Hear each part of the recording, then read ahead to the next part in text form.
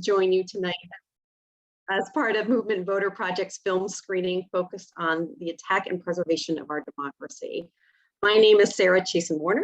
I'm the Senior State Strategy Director at Movement Voter Project, and I work with several of our excellent state advisors, largely in the Mid-Atlantic and in the South, to build and execute game-changing and winning strategies to build the kind of power that impacts generations to come.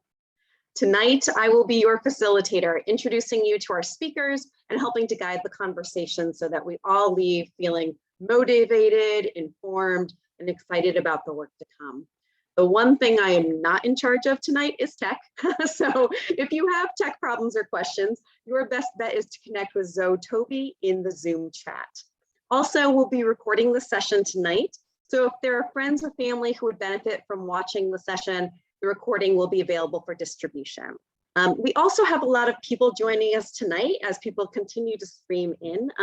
So we will not be unmuting people, but when you do have questions, please put them in the chat. Several MVP staff members will be monitoring the chat, answering questions in the chat, and we will also be taking questions throughout the session as well. So with all the housekeeping out of the way, let's get started. We have a lot of people here tonight. So I'm going to ask you to introduce yourself in the chat with your name, where you're located, and what's motivating you tonight to join us. And I'll start verbally while you all enter into the chat. I'm Sarah Chasen-Warner. I'm coming to you tonight from the great state of New Hampshire. And my motivation for being here is structural change, building and sustaining the kind of change that offers people from all walks of life the ability to participate in our democracy, free of barriers and free of challenges. So I'm going to ask, if you're just joining us again, I'm asking you to put your name, where you're coming from tonight, and what's your motivation for being here tonight. Looks like there's a lot of people who are interested in learning more about the issues, getting work done, making sure democracy is preserved for generations to come. Based on what I'm seeing here in the chat, these are all good things. Your motivation and what's bringing you here, we're all in the right place.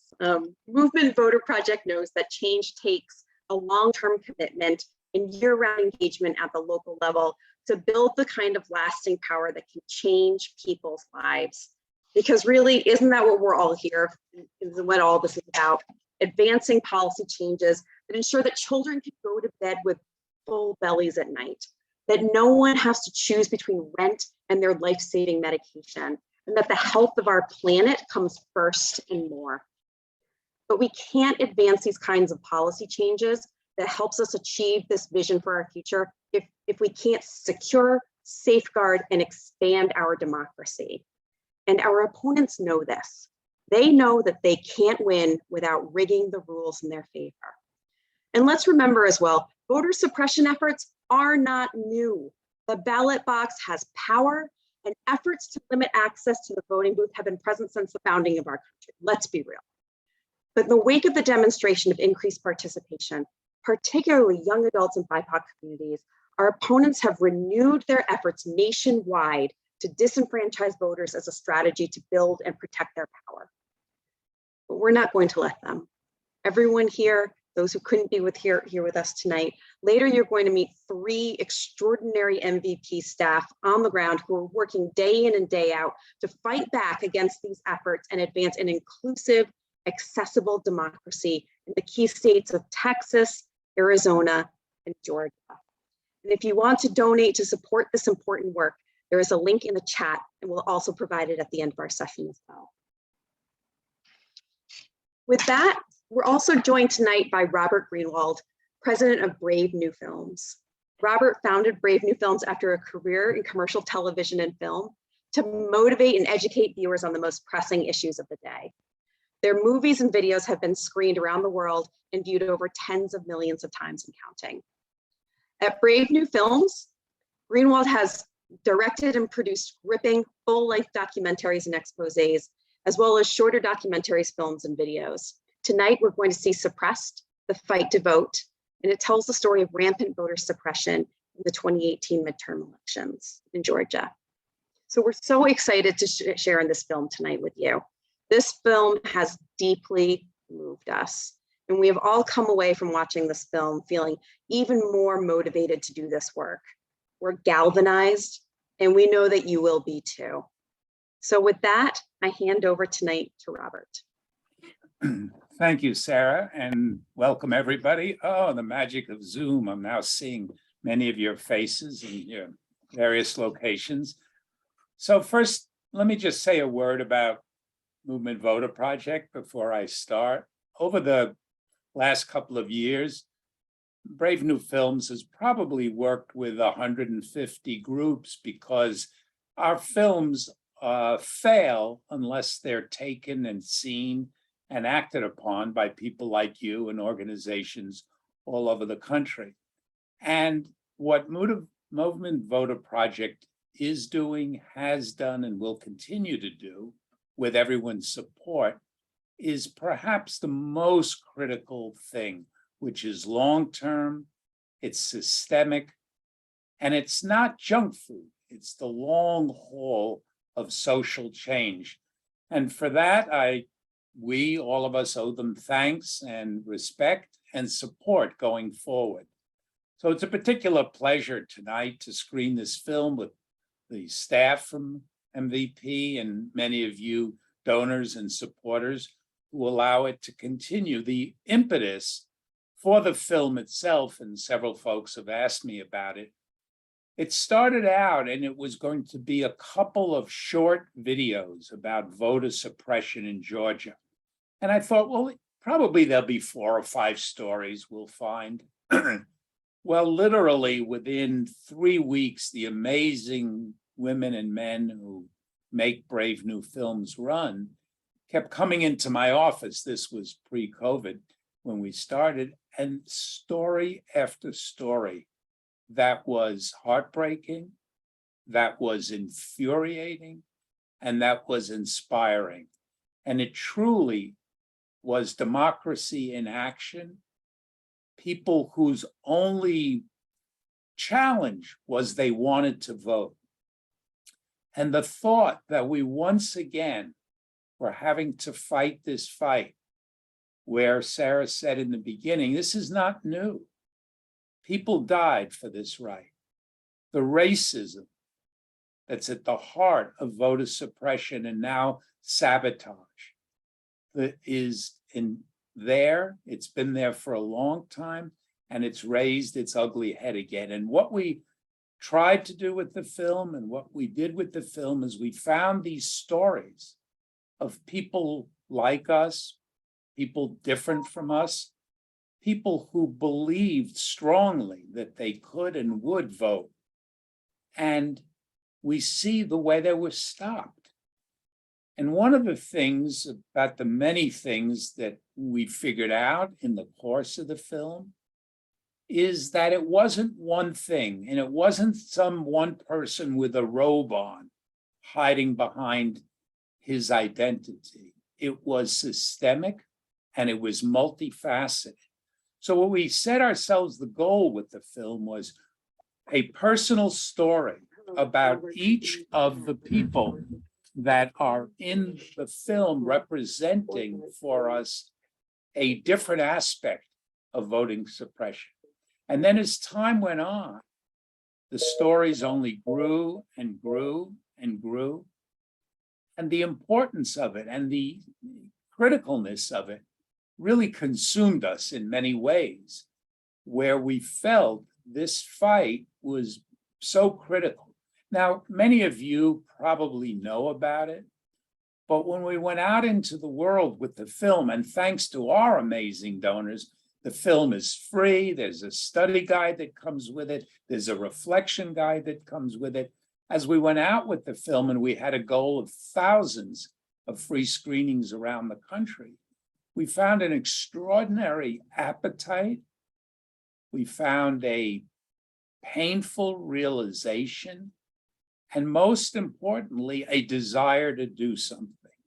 And that's what will be critical in the screening tonight, in the work and the support that every one of you do in helping MVP, and in making sure that it's not, as I said before, junk food. Oh, we got to do something right now, this minute. No, This is long-term.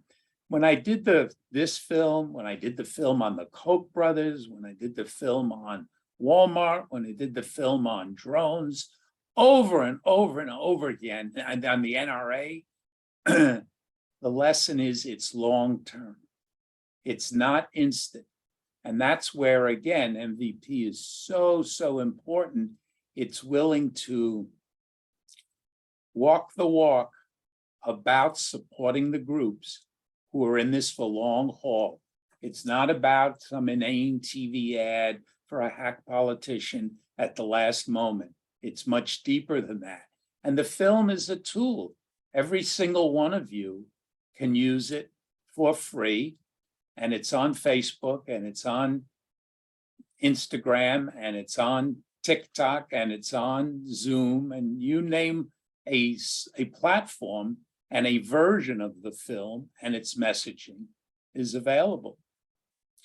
So we're going to start the film in a minute. Zoe is eagerly standing by. I want to again thank everyone for making this happen. Appreciate each of the supporters and donors and staff of MVP.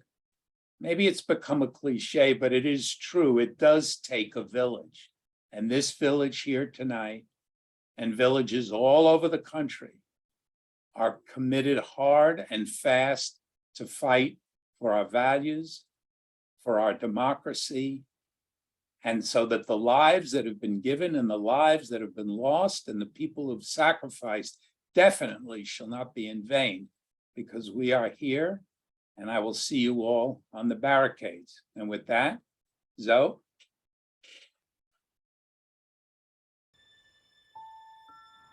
My state doesn't want people like me to vote. They do not want this Black woman to vote.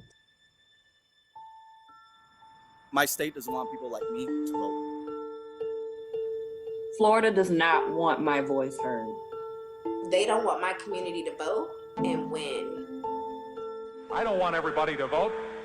Elections are not won by a majority of people. They never have been from the beginning of our country, and they are not now. As a matter of fact, our leverage in the elections, quite candidly, goes up as the voting populace goes down. Voter suppression and race is as intertwined as anything in our country. The fight that Black people have had to be full citizens in this country, to have a voice and a vote. We've seen this over the history of our country. People of color, Black people have had to fight for their vote. You think about this experiment in self-government, one person, one vote. But we've always had to fight for it. Here we are again, fighting for what's basic.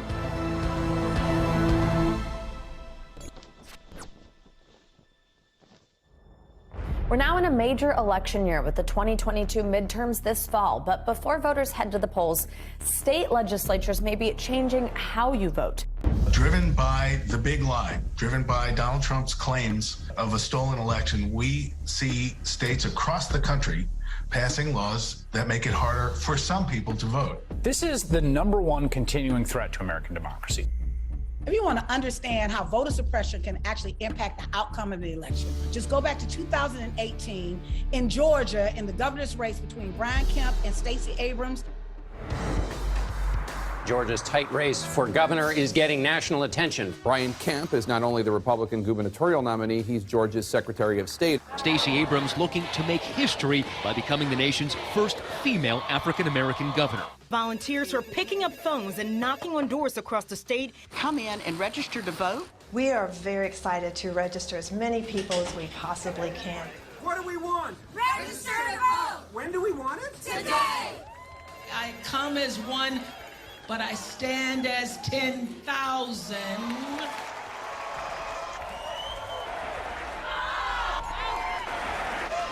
Pull back that veneer. And you see something really rotten happening. It's almost like termites coming in. They're in the wood. They're eating the wood away. And you don't even realize your house is getting ready to collapse until it's almost too late. We've got to understand, this isn't a Klan cross burning. This stuff is very bureaucratic, it's very mundane, it's very routine, but it is lethal.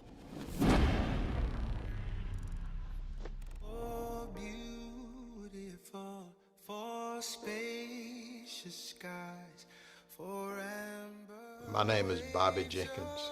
I live in Cuthbert, Georgia. The county is Randolph County. I spent about almost 35 years in education. I'm a superintendent of schools. My name is Loretta Brown. I live in Morgan, Georgia, and I grew up in Randolph County. I am the state advisor for the Georgia NAACP Youth and College Division. My name is Lewis Brooks. I live in Thomaston, Georgia, Upson County, and I've been living here my whole 89 years, except the 2 years I spent in service in Korea. In I believe it was 55 or 56, that's when they started to letting black people vote in Upson County. When I went to register to vote, it was tough. They asked me all kind of questions to try to keep me from registering. I passed the test. Once I got my voter right, I decided I wasn't going to let anything stop me from voting.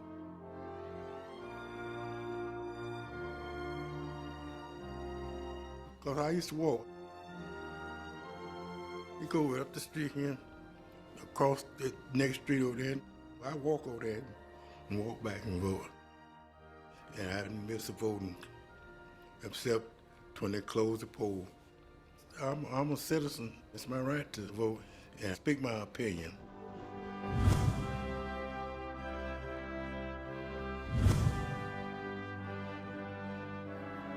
I saw this ad saying that there was a proposal to close 7 of the 9 precincts in Randolph County. I said, what? Then they put it in the papers that they was closing polls, costing them too much money. First of all, Randolph is a poor county. Just to give you an example of what it would mean, there's a community benevolence a little north of town. Had that precinct been closed, some of those individuals would have to go 30 miles round trip in order to vote. It would have been a terrible hardship on our poor, on our elderly, and on those who are least able to afford transportation. I got disabled and I couldn't do no driving. I know I couldn't afford to go that far to vote. This was in a black neighborhood. It made me feel like they would close it down to keep the black people from voting, because most black people vote Democrat. They only closed one white voting place. Everybody from out here in the black section go clean over there to the white section to vote. We're human, and we have our rights to vote just like anybody else. Voters in Randolph County, Georgia are outraged. Randolph County residents expressed their concerns with the Board of Elections. Our citizens turned out in full force. Big problem there. They were behind us 100%, trying to keep those polling places open. Convenience of the voter. You all are not considering that at all. There's no disenfranchisement for the African Americans. I went to the meeting, find out that they were trying to close 7 of the precincts. Got to stand up. You cannot allow this to continue. They gave a couple of reasons, saying it would save money.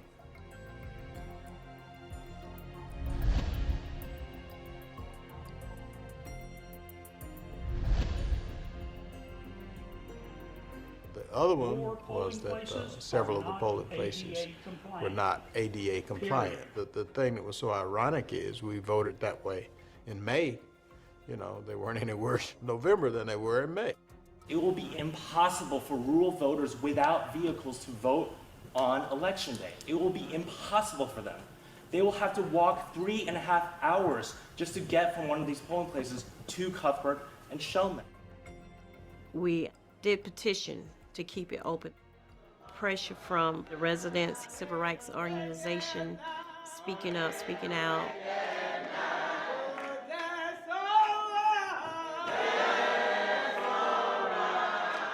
They called the meeting to order, and they only had one motion. They voted to keep them open. The news of what was happening here in Randolph County went worldwide. The incident that we experienced threw the spotlight on everything else that had been going on. You know, we find out that in the state of Georgia, there were over 200 other polling places had been closed. If you move a poll 4 miles, it is the equivalent of a 20% drop in black voter turnout. That's what shutting down these polls mean.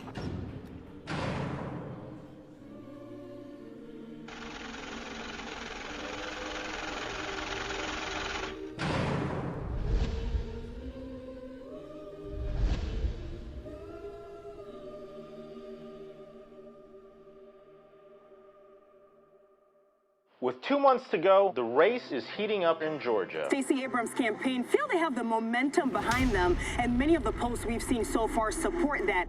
You know, the Democrats are working hard, registering all these minority voters, and if they can do that, they can win these elections in November.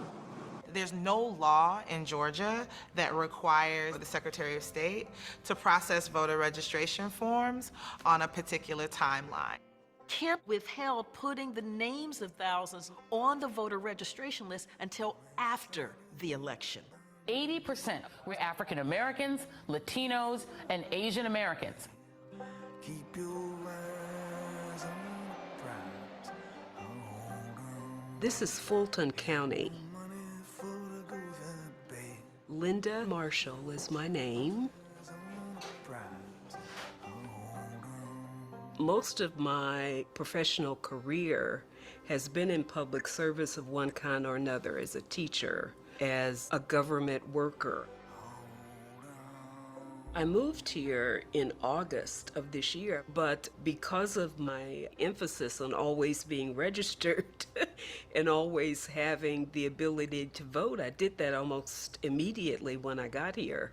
Of course, I also knew the importance of the upcoming election, and I wanted to be a part of that history.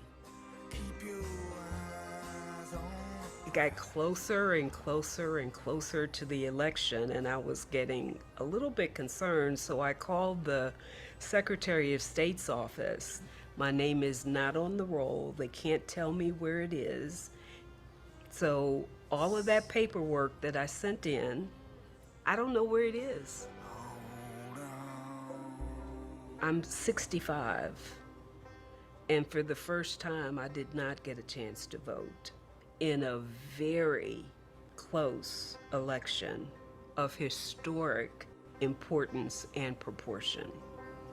Welcome to Georgia.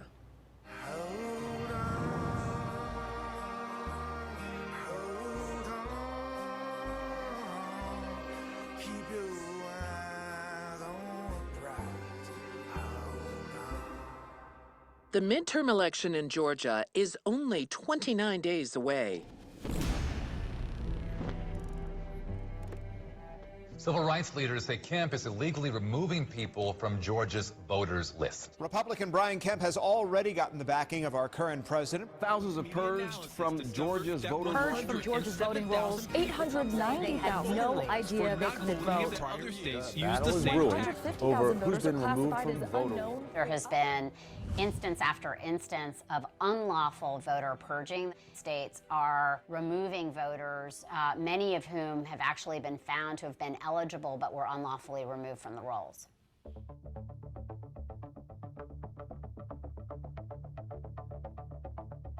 I received the purge notice. So I open it up and I read the first sentence.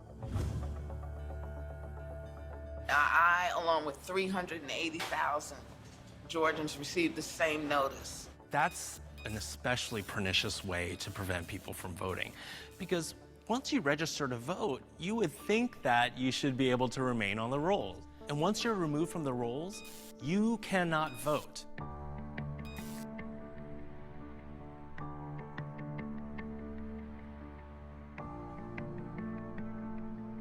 I went out and got the mail, and there were 2 letters in there. They looked official. You're hereby notified that the city of Thunderbolt has challenged your right to vote. The city of Thunderbolt states that you no longer reside within the municipality. My license is valid, my address is valid, I own this home. Why are you questioning my right to vote?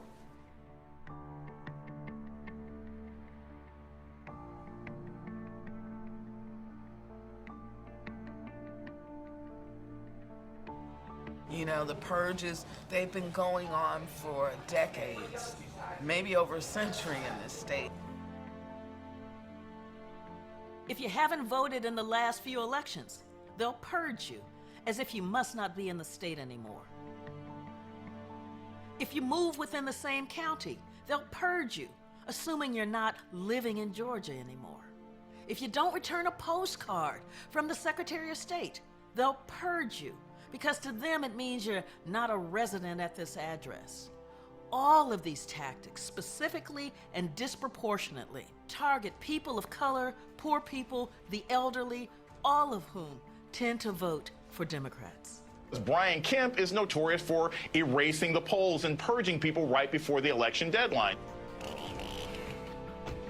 You have a candidate at the top of the ticket who is responsible for maintaining the integrity of the election. He needed to have his hands on the levers. You have an umpire who is also playing in the game.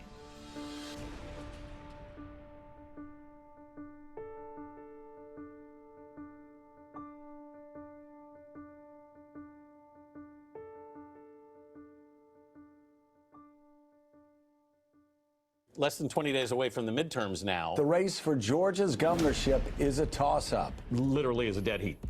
This governor's race is already one for the history books, but it's also seeing record numbers of requests for absentee ballots, especially from African-American voters.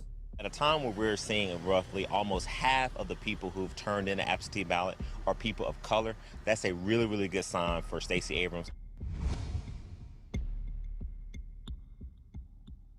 We caught them off guard by running such a large-scale program and mailed 1.6 million African Americans an absentee ballot application. In this midterm election, the absentee ballot requests are even outperforming presidential years. So that is startling and eye-popping and something that we need to dig in on to see what's going on there.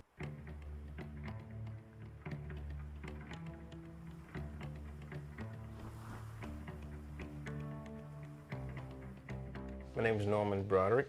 I'm in Powder Springs, Georgia, Cobb County. I did 24 years in the military, deployed to Iraq twice, Bosnia, Saudi Arabia. I voted absentee before when I was deployed.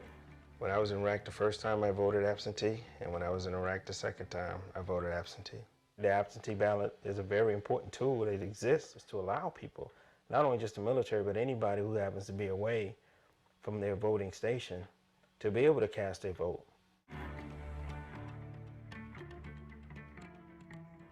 My name is Peggy Shu. I'm from Johns Creek, Georgia. I left Georgia for DC in the beginning of October, and before I left, I mailed out my absentee ballot application so that our registrar would send an absentee ballot to my new DC address. I work at a U.S. Army Central, which is located at Shaw Air Force Base in Sumter, South Carolina. I'm away from home during the week. I knew I wasn't going to be able to get back to Georgia to vote. I could only do this absentee. I filled out everything I was supposed to fill out. I sent their documents in. I got confirmation that it was received. And to my surprise, I did not receive my absentee ballot. I checked my mailbox every day. It was like nearing the end of the month. And so I started calling the voter protection hotline. I called my registrar. I sent emails, and it was really getting close to the election date. And I never received my ballot. The election day came and went, and I wasn't able to vote in the end. When I contacted my wife and asked her about it, I think it was a couple of days before the election, it came here. And I tried contacting the Georgia Elections Board. I was told they did receive my absentee ballot request. Everything was filled out correctly, but that they mailed it to the wrong address. She admitted that yes, they did mess up. It was their fault, but there was nothing I could do about it. It's too late. It's over with, and my vote will not be counted during this election.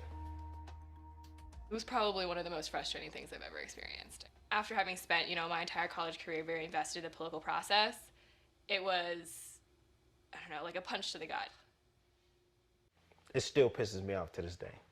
Being in Baghdad, voting absentee was easier than being 4 hours away trying to vote absentee in South Carolina. I took to Facebook and, like the millennial activist that I am, I recounted my experience in a Facebook post. I wrote, this is what happened. I wasn't able to vote, and if you had a similar experience, let me know. And my friend from high school, she reached out to me and she said, I also had struggles trying to get my ballot in, voting absentee. So I submitted an absentee ballot. It came 2 days right before Election Day. Over the course of 48 hours, we had 40 people. So many people in our immediate Facebook circle knew somebody who had a similar experience to us. People have requested it like far in advance. Some people just didn't get their vote in. That was when we really realized that this was not an isolated incident. It was a much bigger issue and a much more deeper rooted sort of phenomenon that was going on statewide. I did speak with the Board of Elections and he just dismissed it as like a hiccup. And he's like, oh, like, no, you don't really know what you're talking about. 40 cases not really a hiccup. It's more of like a wake-up call. Today, we've worked to get answers about the claim that thousands of voters never got the absentee ballots they requested.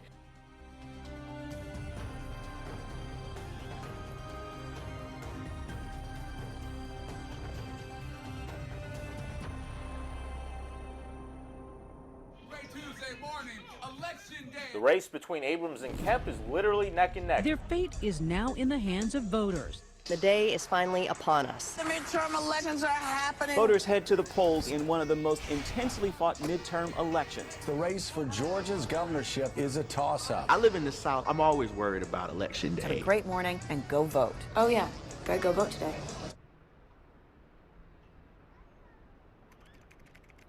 Voting started here in Georgia this morning, and if you think hitting the polls early will keep you from getting stuck on long lines, think again.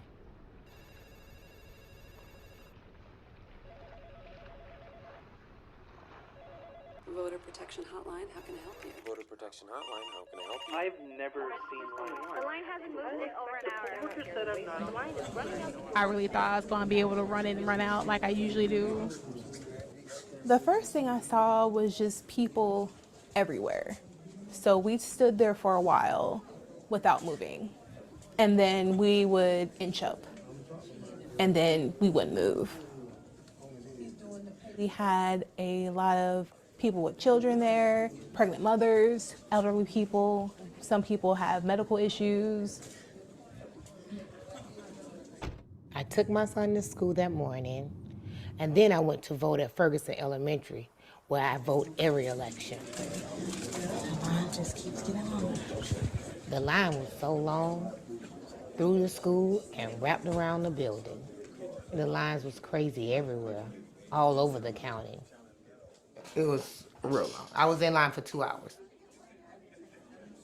I got to the door, that's when they was checking your ID before you go in, and she couldn't find my name. She directed me to go downtown Gwinnett, and I was like, I'm not gonna vote. And it was this older lady, she came over and she like held my hand and was like, please go do it. We need this. And I looked in her eyes and said, I will. About 8 or 9, we started getting the calls about the long lines. Long lines at the polling stations lead to low voter turnout. The research is just crystal clear on that. Everyone in the world knew we were going to vote today. And in my neighborhood, there are no power cords. All these dedicated people waiting to vote. This is what we call voter suppression. People were like upset and angry.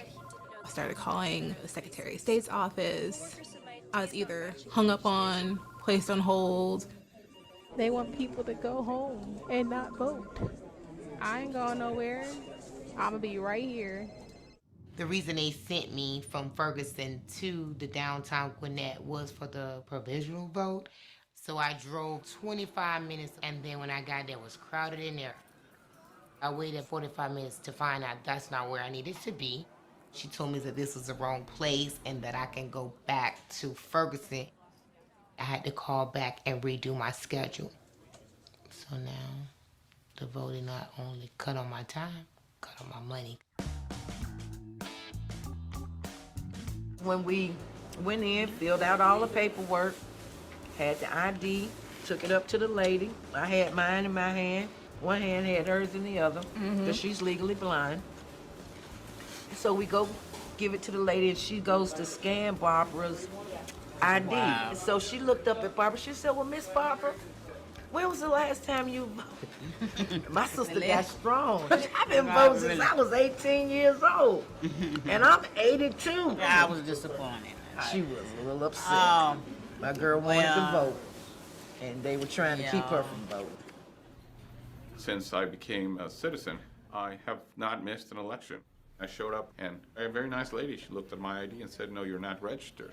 And I said, no, wait a second. Here's my registration card, and showed them that I was registered. And they said, yeah, but your name is Del Rio with a space, but your voter ID says Del Rio one word, and therefore it doesn't match. In the voter registration, my name shows as Del Rio with a space. My ID is Del Rio, no space. That was a non-match. I said, this is not legal and I need to be allowed to vote. After much discussion, they said to me, this time we'll allow you to vote, but it's a little bit like they're doing me a favor. The right to vote should be something that we should make easier rather than more difficult. Latinos and Asian Americans are 6 times more likely than white Georgians to be cut from the voter rolls because of exact match, and Black Americans are 8 times more likely to be cut because of exact match. I have voted in every election, now all of a sudden I'm not there. Controversy surrounds the state's exact match law that put the registrations of 53,000 voters, most of them African Americans, on hold because of discrepancies in the way their names are spelled in state databases. People of color have names that are a little bit less typical, and that's where the errors are at their highest. Brian Kemp knows this. A group of students will not have their voices heard at the polls, at least not in Georgia. They're turning a bunch of students away over here. We're showing up here and at the Booker T. Washington location, and their names were not on the actual roll.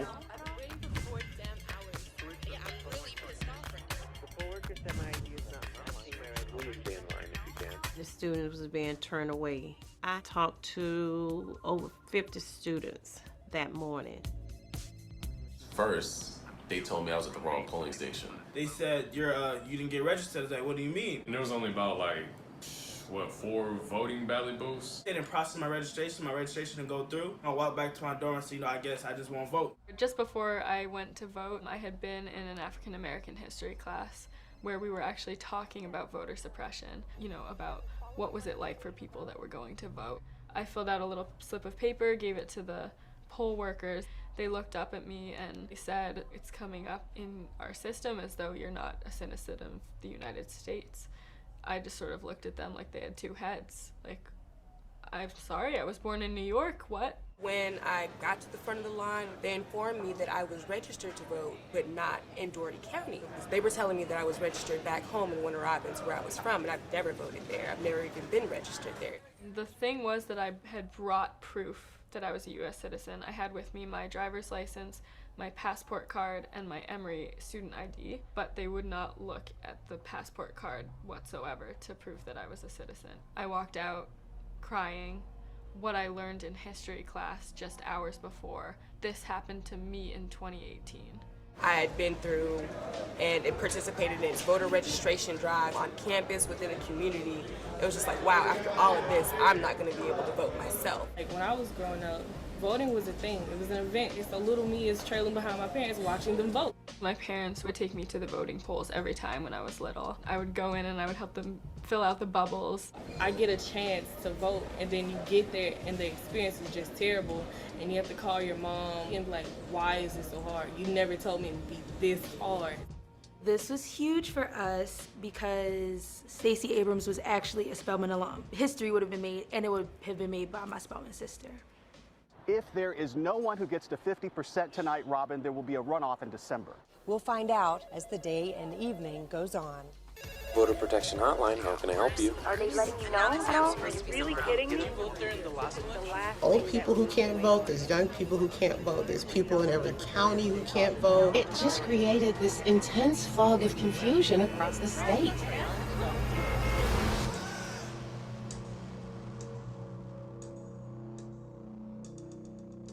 Been here for 3 hours, 4 or 5 hour wait. 5 hours. This is way, way too long for us to stay and vote. How long have you waited in line here? About 3.5 hours. Have you decided you can't stand it? You can't take it anymore? Are you going to go home? I'm hurting. I'll be back. I got to go take some medicine. It was really good. The lines weren't too long and everyone was super helpful. We don't hardly ever have to wait here. It's always a pleasant experience up here. If you have a fixed resource, an easy way to suppress the vote is to just make that resource unavailable to the people who you don't want to vote. And that's exactly what happened in the 2018 election here in the state of Georgia. In places like North Fulton County, which are wealthy, there were more machines than anyone could ever use. In black neighborhoods, there were a quarter of the number of machines that were needed to service the population. Lots of people left without voting. It was people just dropping off when it became 2 hours, 3 hours, 4th hour. It was very heartbreaking. All it takes is a little walking away at 159 counties to influence an election. A little here, a little there, and then in a race like this, which was so close, there you go.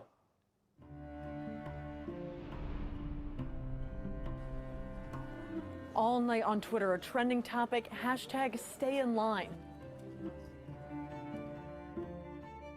I had to go and pick my son up. He had to be picked up before 6. I picked my son up and he went with me and sat in the car.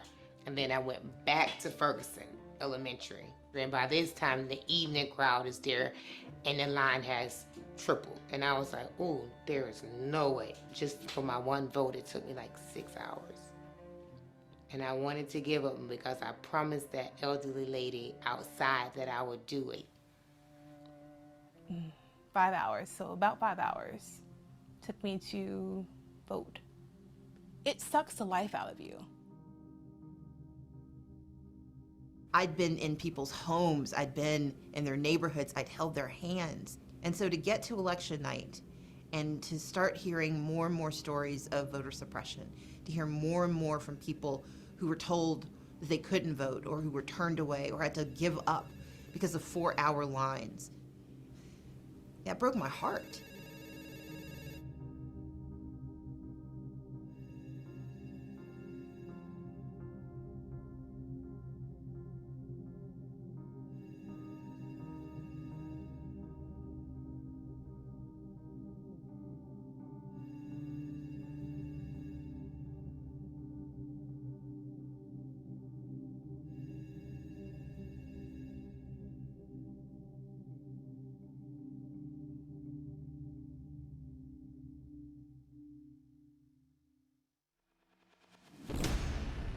Republican Brian Kemp holds a narrow lead over Democrat Stacey Abrams. Tens of thousands of ballots left to be counted in this election.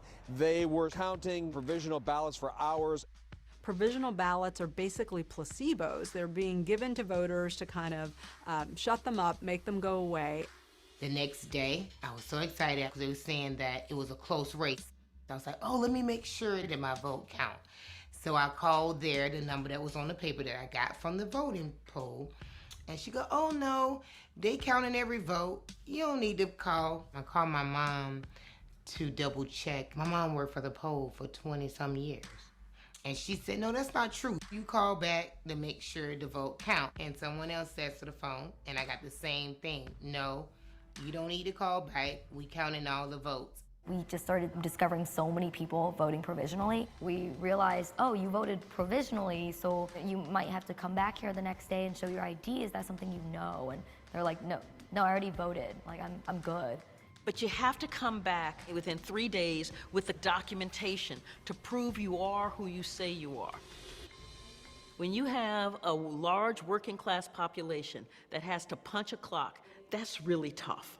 You've lost pay from work trying to vote. That's a poll tax.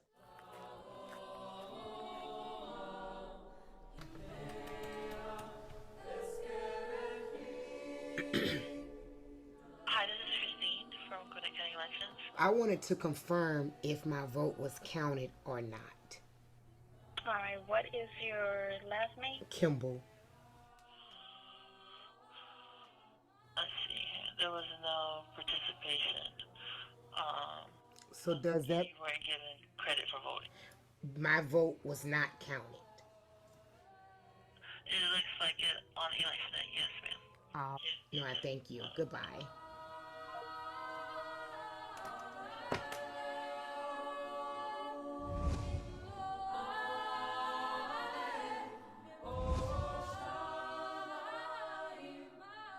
Last night, my opponent ended her campaign. The election is over, and I'm honored to be Georgia's governor-elect. I acknowledge that former Secretary of State Brian Kemp will be certified as the victor in the 2018 gubernatorial election.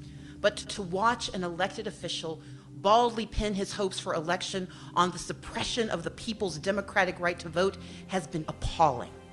This is not a speech of concession, because concession means to acknowledge an action is right, true, or proper.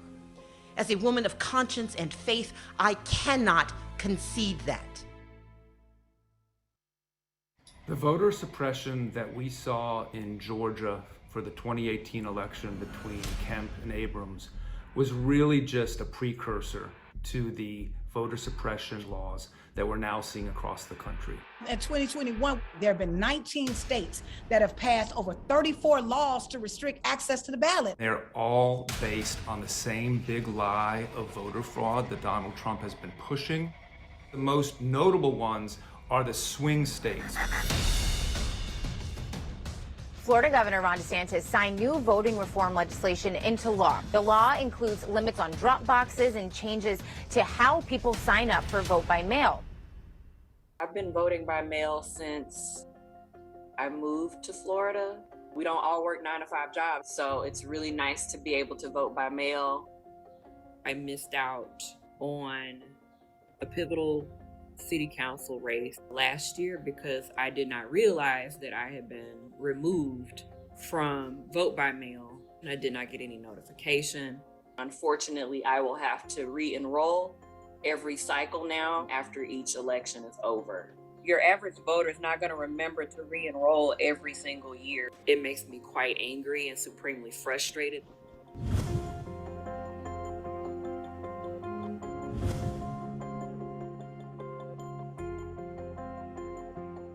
What it does is move the goalpost yet again in a long line or a game of voter suppression that has been taking place in Florida for so many years. The Republican-backed election reform bill is headed to Governor Greg Abbott's desk. The bill bans 24-hour voting and drive-through voting. I loved the drive-through voting experience. It was safe, it was secure, it was convenient, and very efficient. You vote from the comfort of your car. I drove others to cast their ballot, and for some, it was the very first time ever. And had it not been for drive-through voting, they probably would have never voted. After the 2020 election, the Texas legislature passed bills to ban drive-through voting. And that is what we're dealing with here in Texas. They want voting to be as difficult as possible, so you won't do it. A major Supreme Court decision on voting rights. The conservative majority upholding 2 Arizona voting restrictions that opponents claim would unfairly result in racial discrimination.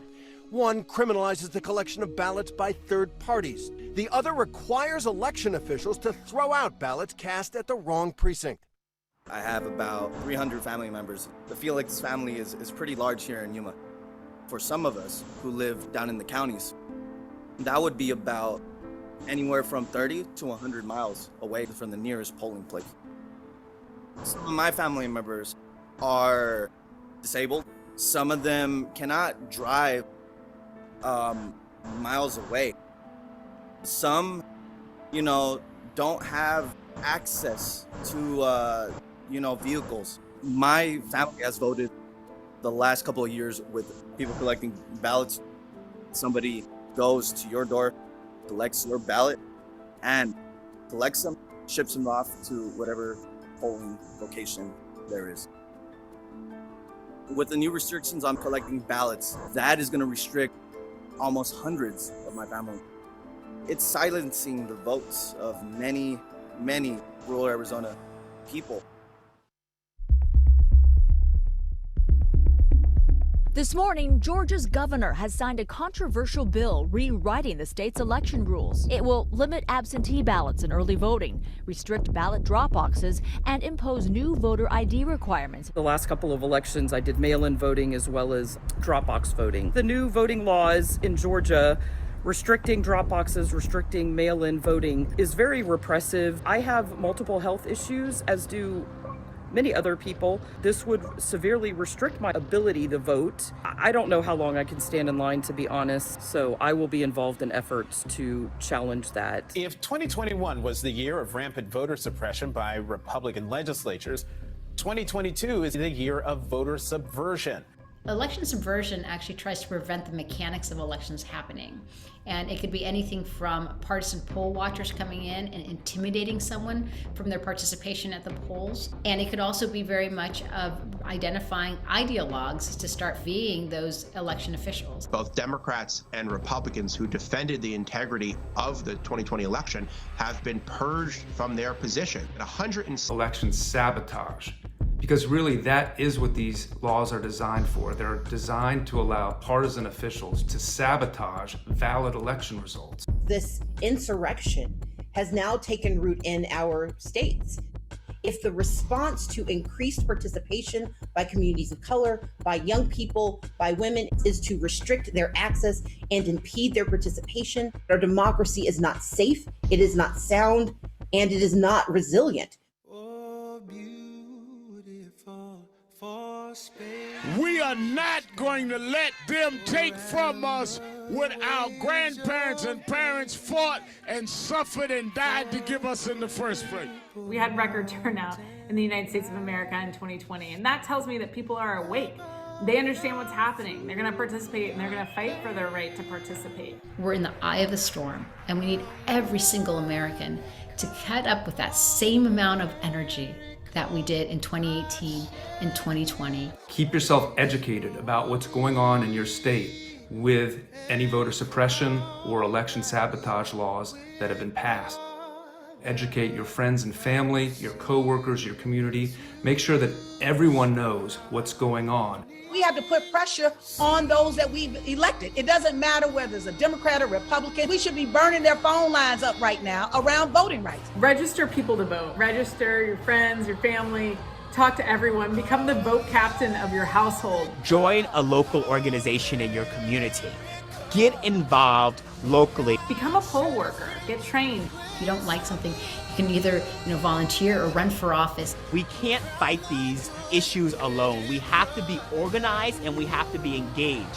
What's at stake is electing people who look like us. What's at stake is getting policy passed that will help protect us from these types of laws in the future. Any voter suppression law is not just about black people, it is about America itself.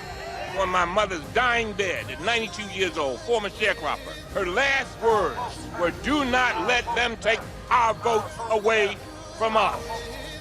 We've got to make democracy together. From sea to shining sea.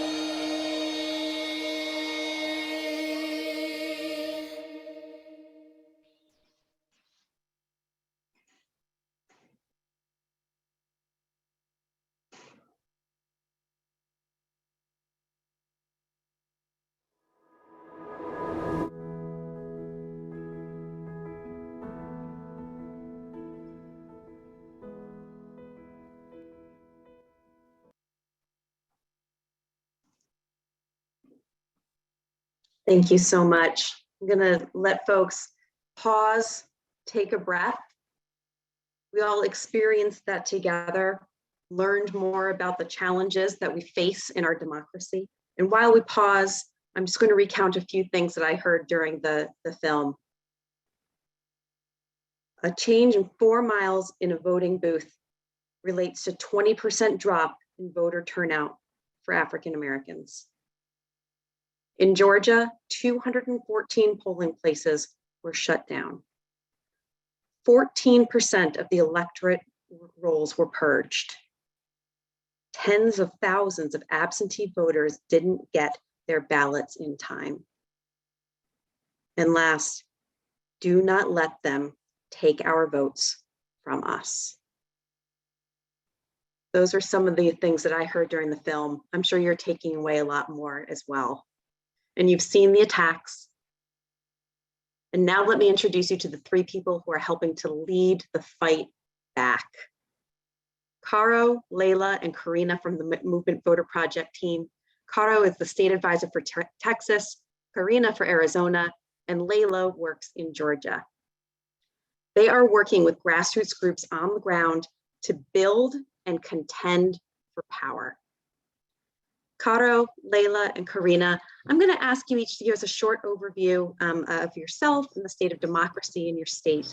But first, please tell us a little bit about yourself and how you came to this work. And I'm going to start with Caro. Tell us a little bit about yourself and how you came to this work at MVP.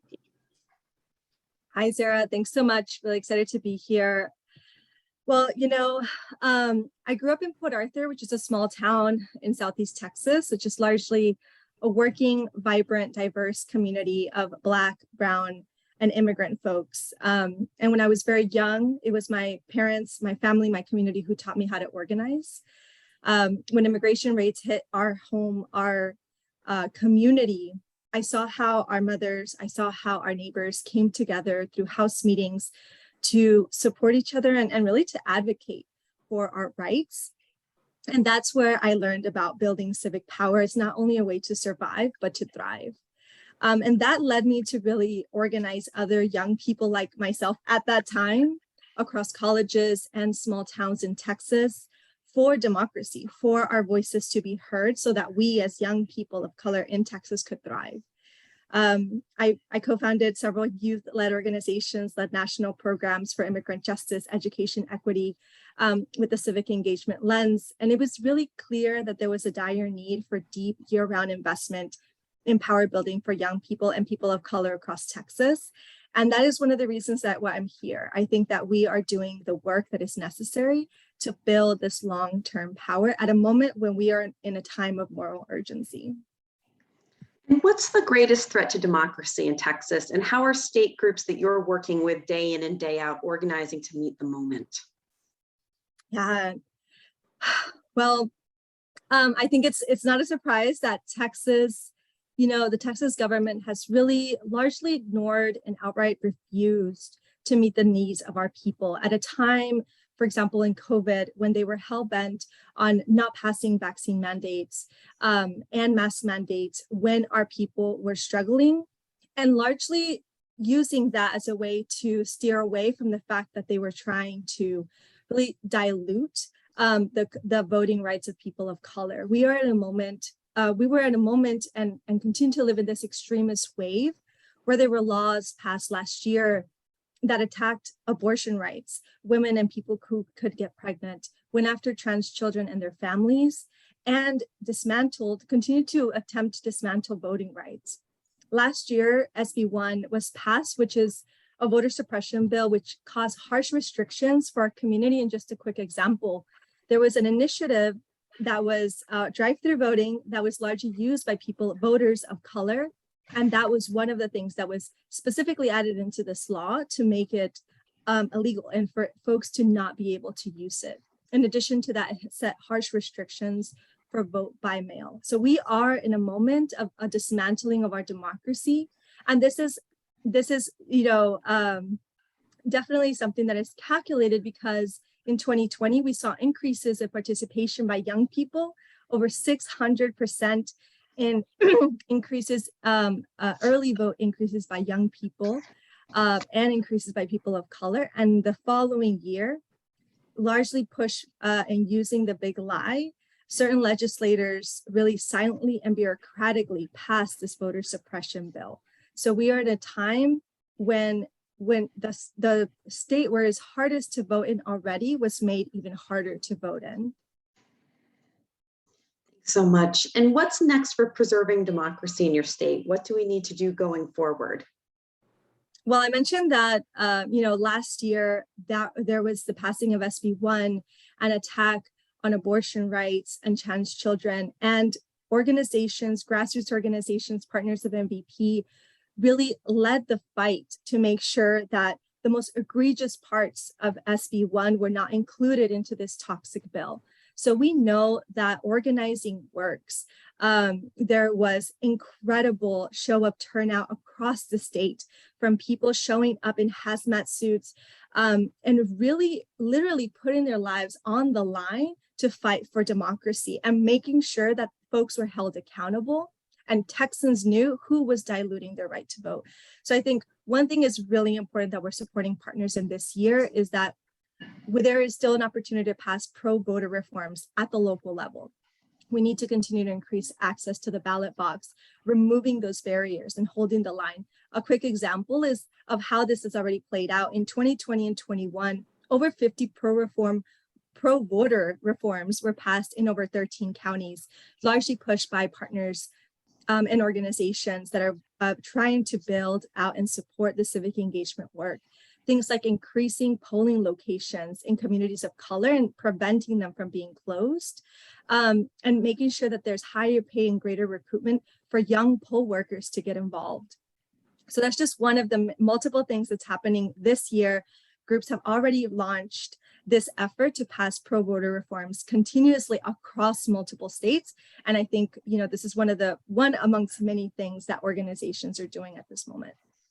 That is so exciting to hear. Thank you. And I'd just like to recap something that you said. In Texas, people are putting their lives on the line to preserve democracy. Thanks so much, Caro. Let's move to the west to Karina in Arizona. Karina, could you tell us a little bit about yourself and how you came to this work? Hi, yes, I am so excited to be here with everyone. The film was just very moving and hit close to home. I am the Arizona State Advisor. I started in movement work about 10 years ago at the peak of the fight for the DREAM Act and also at the peak of SB 1070 here in Arizona, which is the infamous Show Me Your Papers law that targeted Latinos and anybody that could look undocumented, quote unquote, in the state. And so I really felt at that moment that I needed to join my community in fighting back around both of these issues that were so close to me and affected me and my family. So I joined a local organization called the Arizona Dream Act Coalition that is actually one of our partners at MVP. This was 10 years ago. And I didn't leave movement since. I've worn very many different hats over the last 10 years, including campaign manager on advocacy campaigns to gain the right to in-state tuition and tuition equity for undocumented students and DACA students in the state. The same for driver's licenses. I've worked on campaigns such as Basta Arpaio, and have also worked on electoral campaigns to get certain candidates elected. But most recently, I've come into the work of philanthropy this year. In June, I celebrated my 3rd year with the Movement Voter Project. So it was a really exciting time.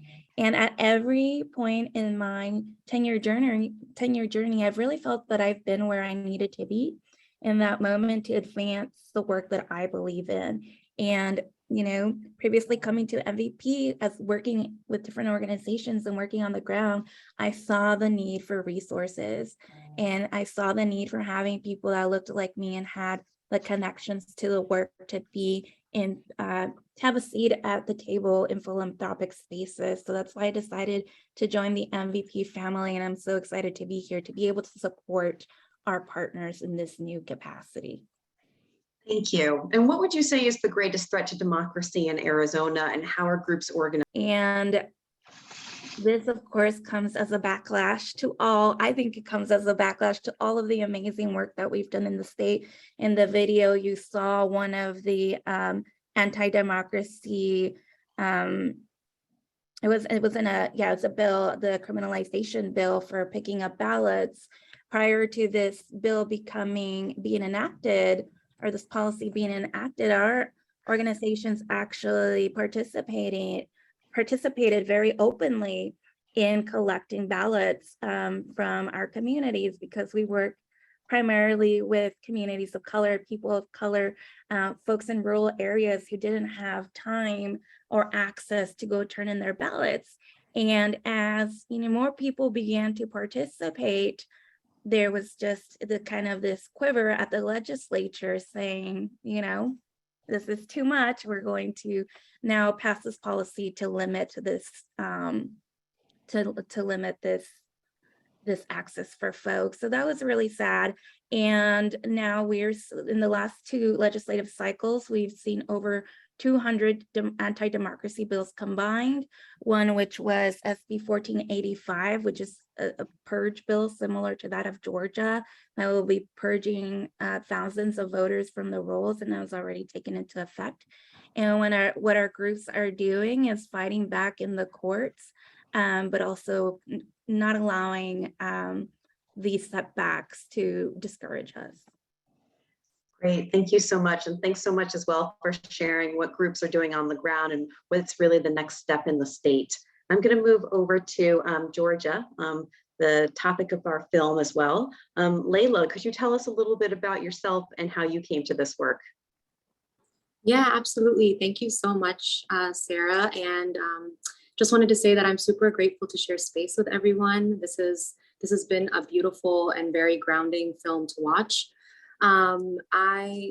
Before anything, I'm an organizer. That's how I show up in the world, and that's through which I have built my community and my understanding of what change means and looks like for my people. I entered the movement space as a student organizer, trained by powerhouses in my community who were Black, Brown, immigrant, Muslim, and women, and specifically starting my organizing kind of journey working to defend voting rights on my college campus when we were fighting one of the most oppressive voter ID laws in the country, and protecting our own early voting precinct from being taken away.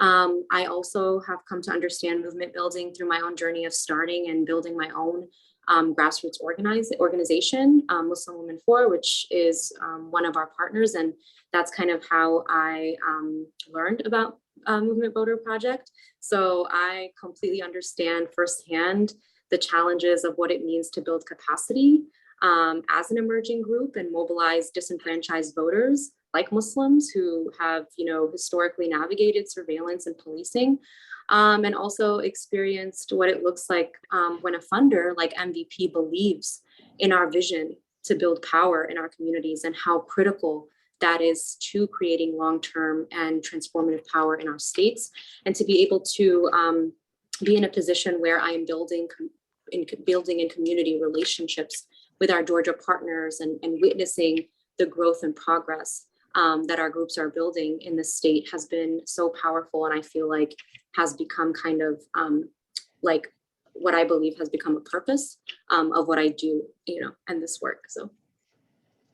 Thank you so much. And we saw a lot about the threats to democracy that have been building in Georgia through this film.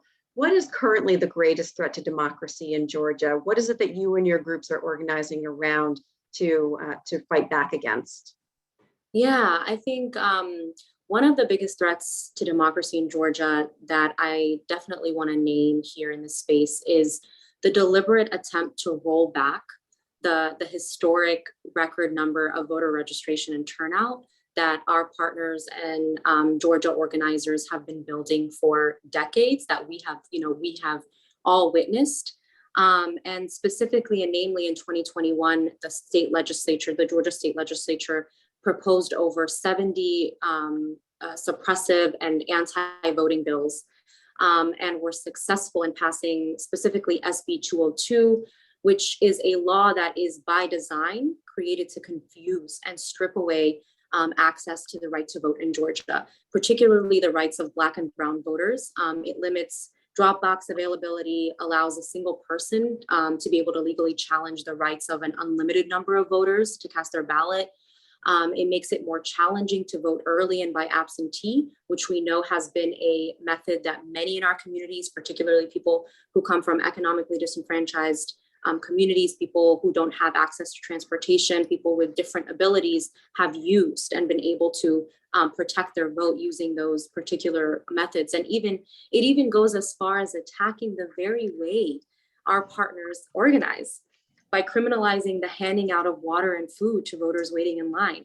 In these long lines for hours that we saw in the film, which we all, I think, is really important to know. It's critical. It's a tool of care and organizing that our partners have used to build trust, build community, and mobilize people to the polls. And I want to name that while as this law, SB 202, did pass the state legislature in 2021, the collective efforts led by Georgia organizations limited the full impact of the over 70 bills that were introduced to disenfranchised communities across the state. So what I want all of you to know is that these tactics, are not new to our groups. They're not new to Georgia. Our Georgia partners are prepared to fight back and make sure that Georgia voters are protected at the polls. They are leading massive field and canvas programs to knock on millions of doors and call thousands of phones to make sure people can navigate these changes. They understand how they could impact them and their families. They are setting up transportation huddles, and they're even setting up childcare support during early voting and on election day. So I wanted to share that, and I wanted to also end by saying that what I truly believe and what I want everyone to remember after leaving this space is that voters in Georgia have power to transform the state and the entire country, like we all witnessed, and their access to the ballot will really determine who controls the future of our country and whether or not we have a functioning democracy. Thank you so much, Layla. Thank you, Karina. Thank you, Caro, as well. We're now going to move into the Q&A session of our time together tonight. And while you all think about your questions, please put them in the chat. But I'm going to start with a question that we received already. And this question is for Robert. Robert, as a filmmaker, what lessons can you share about how we can tell stories that not only inform people, but motivate them and inspire them to take action? Oh, you're starting with an easy question, right? Well, having been fortunate enough through Brave New Films to work on various issues using different films to tell stories over the last 10, 15 years, I think there's a few things that are consistent. One is, what does film do that books don't do, that study groups don't do, that PowerPoints don't do? And what we try to do always at Brave New Films is put a face on policy, right? It sounds fairly simple, and in a way it is, but it is so damn hard. And that's where the women and men of Brave New Films, who spend hours and weeks and months literally finding the stories that you saw here tonight, that we found in our misdemeanor film, in our interviewing drone survivors, in the NRA film, you name it. And it's that's the core, number one. The other thing is, and this is tricky, and sometimes we succeed and sometimes we don't, which is, can we find stories that are personal, but also talk about the system, right? Because if it just becomes personal, in a sense, we're failing. I remember it most clearly on the Walmart film, where people would come in with story after story, but so many of them were stories, frankly, about bad bosses. And it didn't lead to the larger issue, which was capitalism run wild, a corporation built on greed and profiteering. So we worked hard to find the stories that would lead us to the larger thing. So I would say in this film, in the misdemeanor films, or many of the others, that combination, putting a face on policy and then finding a way without being boring, hopefully without being preachy, without making homework or spinach, where we connect the dots so that people understand this is how the system works. These are the people who are telling the stories that will motivate us. And then how do you do it without further either depressing people or oppressing them, but motivating them without turning it into the Sound of Music, right? And we're going to be realistic about things. And that's a complicated line. And every film, we probably had 30 different versions of the ending, where it tried very hard to walk that line. It's realistic, it's painful, It's personal, but it's motivating. It's motivating to do action and to do something. Absolutely. Thank you so much.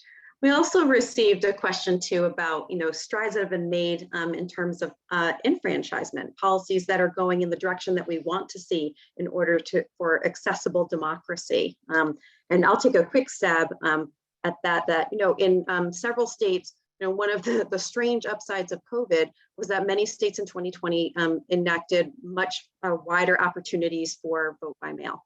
And in many states, and I'll say in the great state of New Hampshire, where I'm calling in from as well, the idea of universal vote by mail had been struck down so many times by people who said it wouldn't work, no one would use it, it would be an administrative nightmare, and it turned out in many states not to be. And a lot of groups are using that as the evidence for building out universal vote by mail in years to come.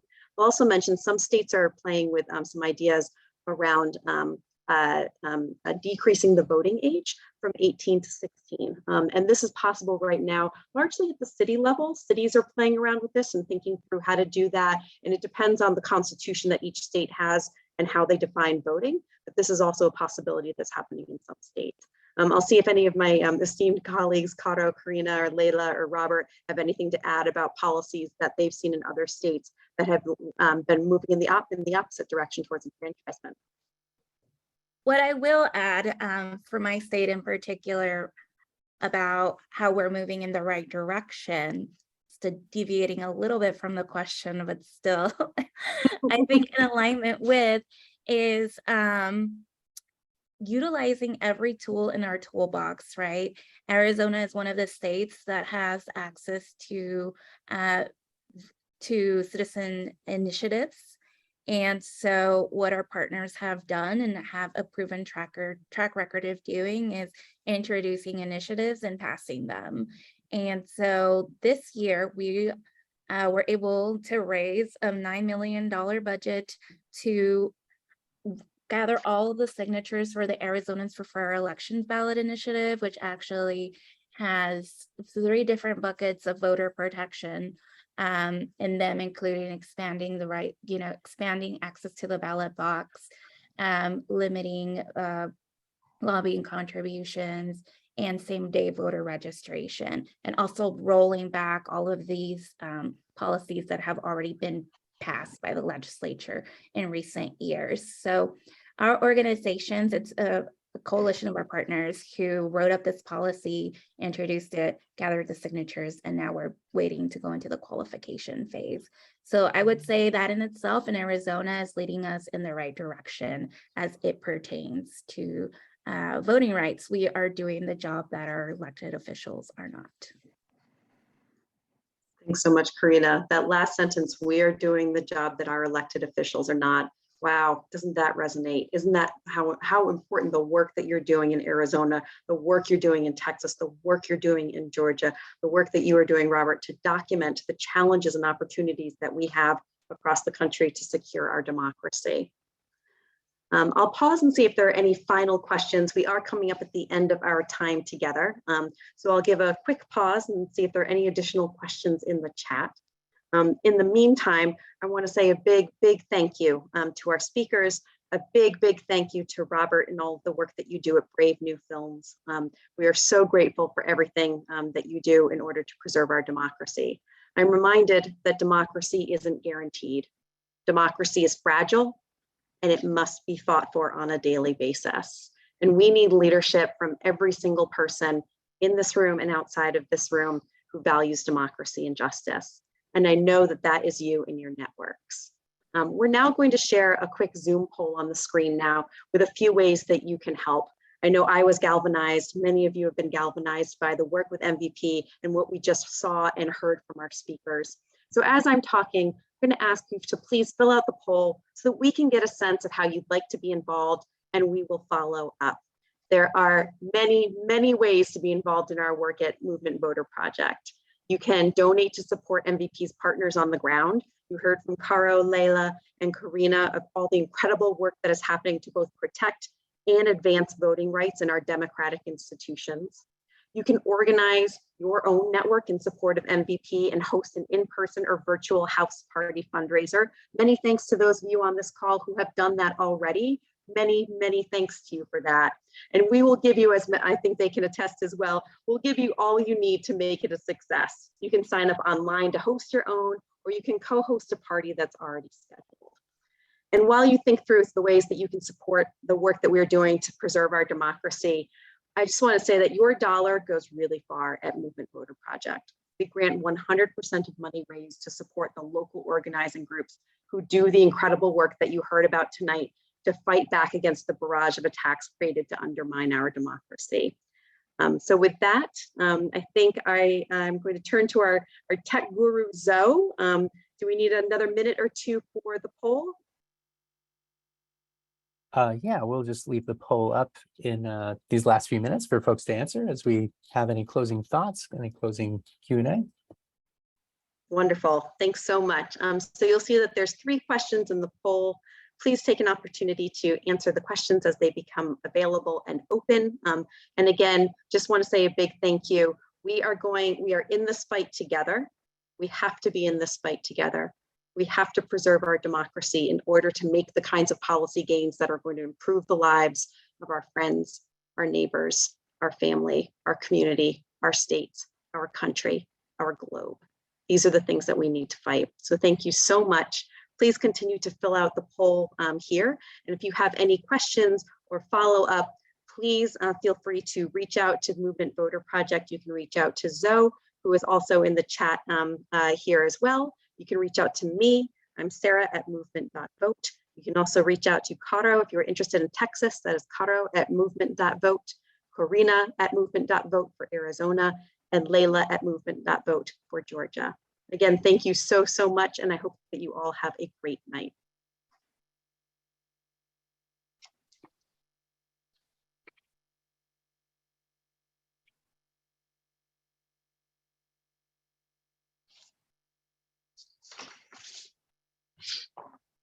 Okay, thank you all so much for coming. We're going to close down the room.